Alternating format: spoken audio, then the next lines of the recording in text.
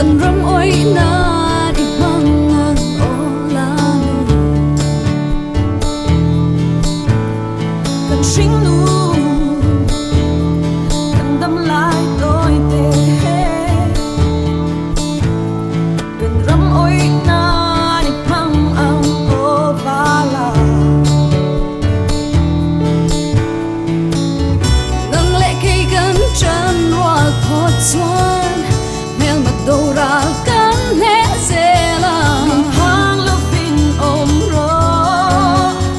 lùng thang lâu vin ôm rô khai ơ dâu râm ngon mình tha linh trốn ban cần vợ lùng roan tìm xịt cần son em về làm mà 1,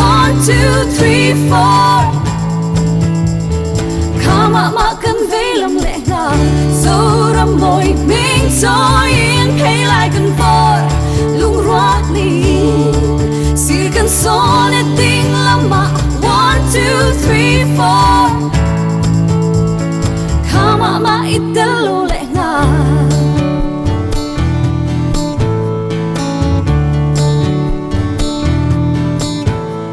cần nu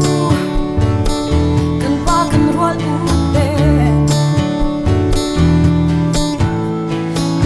cần dâu cần rong cần khô